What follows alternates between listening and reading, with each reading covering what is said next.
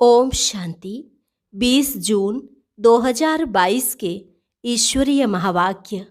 पहले सुनते हैं मुरली के मुख्य पॉइंट्स। बाबा ने कहा, हे देहधारी आत्माएं, अब वापस घर चलना है। तुम सिर्फ मुझे याद करो। अगर किसी देहधारी में लटके तो रोना पड़ेगा। भले मैं भी देह द्वारा सुनाता हूँ, परंतु याद तुम्हें मुझ निराकार को ही करना है। याद करते रहेंगे तो धारणा भी होगी और बुद्धि का ताला भी खुलेगा। पहले 15 मिनट व आधा घंटा से याद की यात्रा शुरू करो, फिर बढ़ाते रहो। पिछाड़ी के समय सिवाय एक बाप के कोई की याद न रहे। बाबा ने कहा, अपने ऊपर पूरी नजर रखनी है। कोई भी भूत होगा तो तुम उच्च पद नहीं पाएंगे और ना ही लक्ष्मी को वर सकेंगे। उठते बैठते एक बाप को ही याद करना है। अगर किसी देहधारी की याद में शरीर छूटा तो दुर्गति हो जाएगी, फिर से जन्म लेना पड़ेगा। काम चिता पर बैठने से तुम काले बन गए हो। अब एक जन्म ज्ञान चिता का हथियाला बांध 21 जन्मों के लिए वर्षा लेना है। कुछ भी हो जाए, स्थैर्यम रहना है। तुम जितना बाप को याद करते हो वह याद रिकॉर्ड में नोंद हो जाती है। और लास्ट में बाबा ने कहा, तुम सतयुग में एवर हेल्दी थे, कोई रोग आदि नहीं था, कभी देवाला भी नहीं मारते थे। अब फिर बाप से तुम वही 21 जन्मों का वर्षा ले लो तो फिर कभी देवाला नहीं मारेंगे। और अब सुनते हैं महावाक्यों को विस्तार से। मुरली का सार। देह सहित इन आँखों से जो कुछ देखते हो उसे भूल एक बाप को याद करो, क्योंकि अब यह सब खत्म होने वाला है। प्रश्न, सतयुग में राज्य पद की लॉटरी विन करने का पुरुषार्थ क्या है? उत्तर, सतयुग में राज्य पद लेना है तो अपने ऊपर पूरी नजर रखो। अंदर कोई भी भूत ना रहे। अगर कोई भी भूत होगा तो लक्ष्मी को वर नहीं सकेंगे। राजा बनने के लिए प्रजा भी बनानी है। दूसरा, यहाँ ही रोना प्रूफ बनना है। किसी देहधारी की याद में शोक आया, शरीर छूटा तो पद भ्रष्ट हो जाएगा। इसलिए बाप की याद में रहने का पुरुषार्थ करना है। गीत, आज नहीं तो कल बरसेंगे ये बादल। ओम शांति। शिव बाबा कहते हैं ओम शांति। फिर इनकी आत्मा भी कहेगी ओम शांति। वह है परमात्मा, यह है प्रजापिता। इनकी आत्मा कहती है ओम शांति। बच्चे भी कहते हैं ओम शांति। अपने स्वधर्म को जानना होता है ना। मनुष्य तो अपने स्वधर्म को भी नहीं जानते हैं। ओम शांति अर्थात अहम आत्मा शांत स्वरूप है। आत्मा है मन बुद्धि सहित। यह भूल कर मन का नाम ले लेते हैं। अगर कहें आत्मा को शांति कैसे मिले तो बोलो वाह, यह भी प्रश्न है। आत्मा तो स्वयं शांत स्वरूप है, शांति धाम में रहने वाली है। शांति तो वहां मिलेगी ना। आत्मा शरीर छोड़ चली जाएगी तब शांति में रहेगी। यह तो सारी दुनिया है, इसमें आत्माओं को पार्ट बजाना होता है। शांत कैसे रहेंगे? काम करना है। मनुष्य शांति के लिए कितना भटकते हैं, उनको यह पता नहीं कि हम आत्माओं का स्वधर्म शांत है। अब तुमको आत्मा के धर्म का पता है। आत्मा बिंदी मिसल है। बाप ने समझाया है। सब कहते हैं निराकार परमात्माए नमः। परम पिता उनको ही कहा जाता है। वह तो है निराकार, उनको शिव परमात्माए नमः कहा जाता है। अब तुम्हारा बुद्धि योग उस तरफ है। मनुष्य तो सब देह अभिमानी है, उनका योग बाप तरफ नहीं। तुम बच्चों को हर बात समझाई जाती है, गाते भी हैं ब्रह्मा देवताए नमः। ब्रह्मा का नाम लेकर ऐसा कभी नहीं कहेंगे ब्रह्मा परमात्माए नमः। एक को ही परमात्मा कहा जाता है, वह है रचयिता। तुम जानते हो हम हैं शिव बाबा के बच्चे। उसने हमको ब्रह्मा द्वारा क्रिएट किया है, अपना बनाया है। ब्रह्मा की आत्मा को भी अपना बनाया है वर्षा देने के लिए। ब्रह्मा की आत्मा को भी कहते हैं मुझे याद करो। बीके को भी कहते हैं मामेकम याद करो। देह का अभिमान छोड़ दो, यह ज्ञान की बातें हैं। 84 जन्म लेते लेते अब यह शरीर जड़जड़ी भूत हो गया है, बीमार रोगी हो गया है। तुम बच्चे कितने निरोगी थे। सतयुग में कोई भी रोग नहीं था, एवर हेल्दी थे, कभी देवाला नहीं मारते थे। अभी से ही अपना वर्षा 21 जन्मों के लिए ले लेते हैं, इसलिए देवाला मार न सके। यहाँ तो देवाला मारते ही रहते हैं। बच्चों को समझाया, गाते भी हैं परम पिता परमात्मा शिवाय नमः। ब्रह्मा को परमात्मा नहीं कहेंगे, उनको प्रजापिता कहा जाता है। देवताएं सूक्ष्म वतन में हैं, यह कोई को पता नहीं है कि यह प्रजापिता ही फिर जाकर फरिश्ता बनता है, सूक्ष्म वतनवासी बनता है, अर्थात सूक्ष्म देहधारी। अब बच्चों को बाप ने समझाया है, मामेकम याद करो। तुम भी निराकार हो, हम भी निराकार हैं। मामेकम याद करना है और जो भी देहधारी हैं उनसे बुद्धि योग हटाना है। देह सहित इन आँखों से जो कुछ देखते हो सब खत्म होने वाला है। फिर तुमको जाना है सुख धाम वाया शांति धाम। उस सुख धाम अथवा कृष्णपुरी की ही तुमको चाहना रहती है। तो बाप कहते हैं शांति धाम सुख धाम को याद करो। भले सतयुग में भी पवित्रता सुख शांति रहती है, परंतु उनको शांति धाम नहीं कहेंगे। कर्म तो सबको करना है, राजाई करनी है। सतयुग में भी कर्म करते हैं, परंतु वह विकर्म नहीं बनता, क्योंकि वहाँ माया ही नहीं। यह तो सहज समझने की बात है। ब्रह्मा का दिन है, दिन में धक्का नहीं खाया जाता, रात अंधेरे में धक्के खाए जाते हैं। तो आधा कल्प भक्ति ब्रह्मा की रात, आधा कल्प ब्रह्मा का दिन।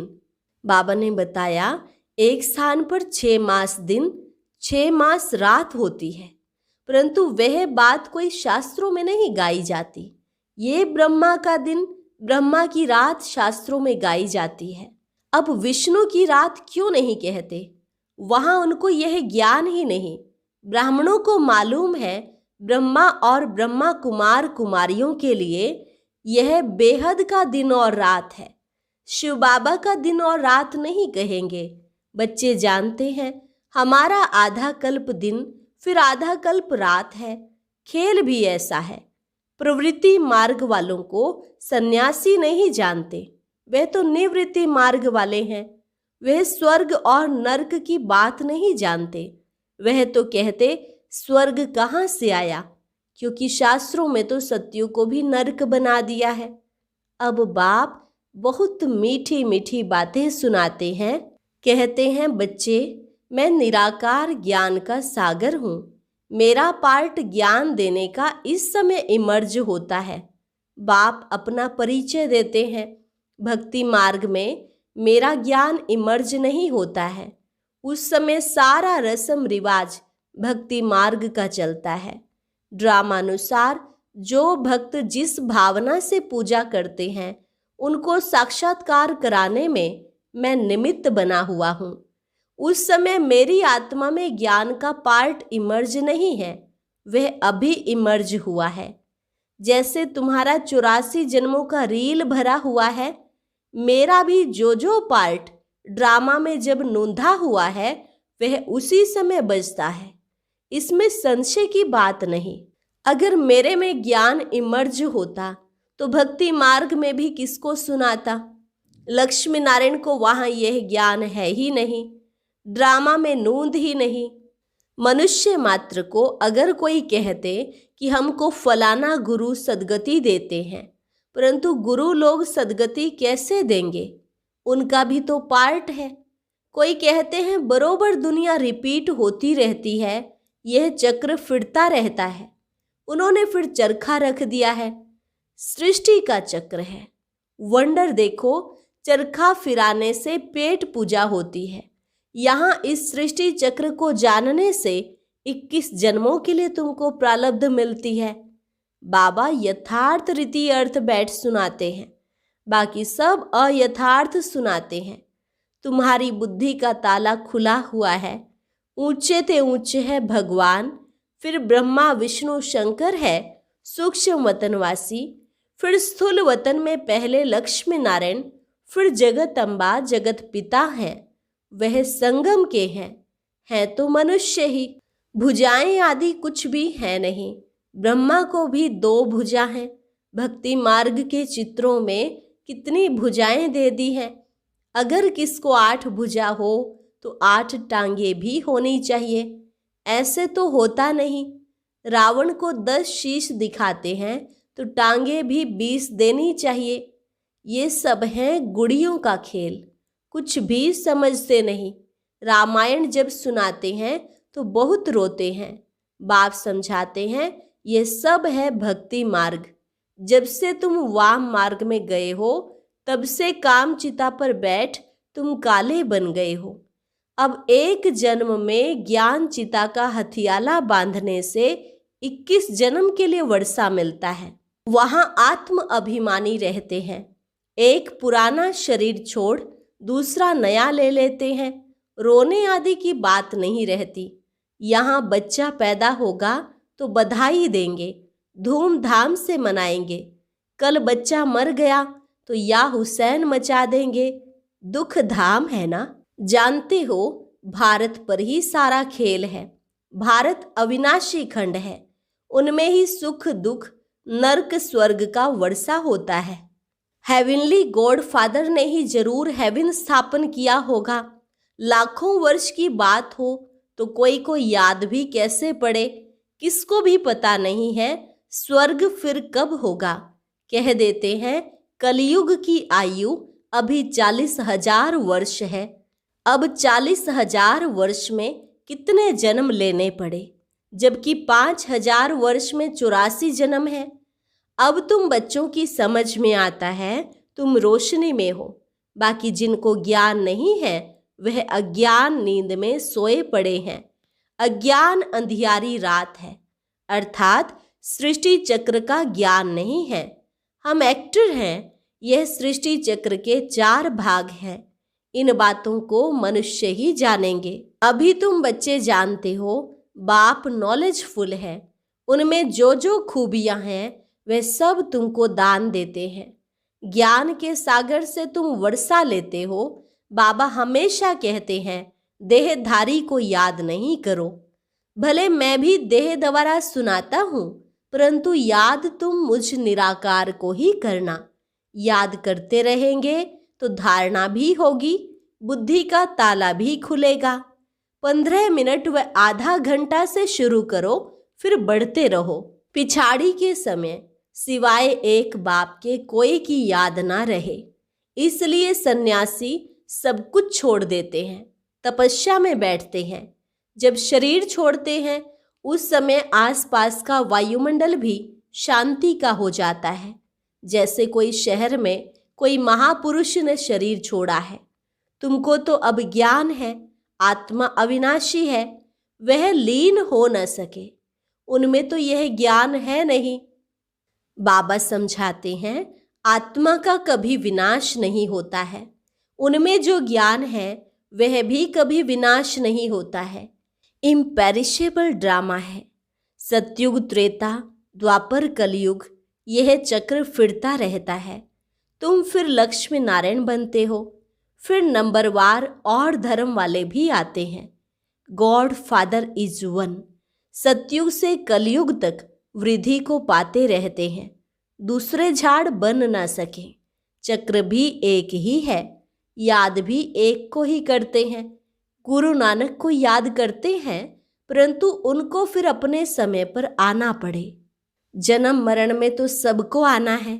लोग समझते हैं कृष्ण हाजिरा हजूर है, कोई किसको मानते कोई किसको। बाबा समझाते हैं, बच्चे युक्ति से समझाओ, ईश्वर सबका एक निराकार है। गीता में है भगवान उवाच, तो गीता है सबकी माँ बाप, क्योंकि उनसे ही सबको सद्गति मिलती है। बाप सबका दुख हरता सुख करता है। भारत सबका तीर्थ स्थान है, सद्गति बाप द्वारा ही मिलती है। यह उनका बर्थ प्लेस है, सब उनको याद करते हैं। फादर ही सबको रावण के राज्य से छुड़ाते हैं। अभी यह रौरव नरक है। अब बाप कहते हैं, हे देहधारी आत्माएं, अब वापस चलना है, सिर्फ मुझे याद करो। कभी भी देहधारी में लटके तो रोना पड़ेगा। एक को याद करना है, वहां आना है। तुम्हारा रोना 21 जन्मों के लिए बंद हो जाता है। कोई मरे और तुम रोने लग पड़ेंगे, फिर रोने प्रूफ तो बनेंगे नहीं। किसकी याद में शोक आ जाए और मर जाए तो दुर्गति हो जाए। तुमको याद तो शिव बाबा को करना है ना। हार्ट फेल भी हो जाते हैं, तुमको तो उठते बैठते बाप को याद करना है। यह भी बुद्धि में बिठाया जाता है, क्योंकि सारे दिन में याद नहीं करते हैं तो संगठन में बिठाया जाता है। सबका इकट्ठा फोर्स होता है। अगर और किसी की याद बुद्धि में रहेगी तो फिर जन्म लेना पड़ेगा। कुछ भी हो जाए, स्थैर्यम रहना है, देह का भान न रहे। जितना बाप को याद करते हो वह याद रिकॉर्ड में नोंद जाती है। तुमको खुशी भी बहुत होगी। हम जल्दी चले जाएंगे, जाकर तख्त पर बैठेंगे। बाप हमेशा कहते हैं, बच्चे तुम्हें कभी रोना नहीं है, रोती तो विधवाएं हैं। तुमको सर्वगुण संपन्न यहाँ ही बनना है, जो फिर अविनाशी हो जाता है। मेहनत चाहिए, अपने पर नजर रखनी है। कोई भी भूत होगा तो उच्च पद पा नहीं सकेंगे। नारद भक्त था, लक्ष्मी को वरना चाहता था, परंतु शक्ल देखी तो बंदर मिसल। तुम पुरुषार्थ कर रहे हो लक्ष्मी को वरने के लिए। जिसमें 5 भूत होंगे वह कैसे वर सकेंगे? बहुत मेहनत चाहिए। बड़ी जबरदस्त लॉटरी विन करते हो। हम राजा जरूर बनेंगे तो प्रजा भी होगी, हजारों लाखों वृद्धि होती रहेगी। पहले पहले कोई भी आते हैं तो उनको बाप का परिचय दो। पतित पावन परमपिता परमात्मा से तुम्हारा क्या संबंध है? जरूर कहना पड़ेगा, वह पिता है। अच्छा लिखो, एक ही पतित पावन सर्व को पावन बनाने वाला है। लिखवा लेने से फिर कोई बहस नहीं करेंगे। बोलो, तुम यहाँ सुनने आए हो व सुनाने? सर्व का सद्गति दाता तो एक निराकार है ना, वह कब आकार साकार में नहीं आता है। अच्छा, फिर प्रजापिता से क्या संबंध है? वह है साकारी, वह है निराकारी बाबा। हम एक बाप को याद करते हैं, हमारा एम ऑब्जेक्ट यह है। इनसे हम राजाई पाएंगे। अच्छा, मीठे मीठे सिकिलधे बच्चों प्रति माता पिता बाप दादा का याद प्यार और गुड मॉर्निंग। रूहानी बाप की रूहानी बच्चों को नमस्ते। रूहानी बच्चों की रूहानी बाप दादा को नमस्ते नमस्ते, गुड मॉर्निंग। धारणा के लिए मुख्य सार। पहली पॉइंट, किसी भी देहधारी में अपनी बुद्धि नहीं लटकानी है। याद का रिकॉर्ड ठीक रखना है, कभी भी रोना नहीं है। दूसरी पॉइंट, अपने शांति स्वधर्म में स्थित रहना है। शांति के लिए भटकना नहीं है, सबको इस भटकने से छुड़ाना है। शांति धाम और सुख धाम को याद करना है। वरदान, निर्माणता द्वारा नव निर्माण करने वाले निराशा और अभिमान से मुक्त भव। निर्माणता द्वारा नव निर्माण करने वाले निराशा और अभिमान से मुक्त भव। कभी भी पुरुषार्थ में निराश नहीं बनो। करना ही है, होना ही है। विजयमाला मेरा ही यादगार है। इस स्मृति से विजयी बनो। 1 सेकंड व मिनट के लिए भी निराशा को अपने अंदर स्थान ना दो। अभिमान और निराशा, यह दोनों महाबलवान बनने नहीं देते हैं। अभिमान वालों को अपमान की फीलिंग बहुत आती है, इसलिए इन दोनों बातों से मुक्त बन निर्माण बनो तो नव निर्माण का कार्य करते रहेंगे। स्लोगन: विश्व सेवा के तख्त नशीन बनो तो राज्य तख्त नशीन बन जाएंगे। विश्व सेवा के तख्त नशीन बनो तो राज्य तख्त नशीन बन जाएंगे। अच्छा, और अब सुनते हैं आज का अव्यक्त ज्ञान मोती। ये एक बहुत संस्कारितापूर्ण वीडियो है, जरूर देखें, कोई भी मिस ना करे।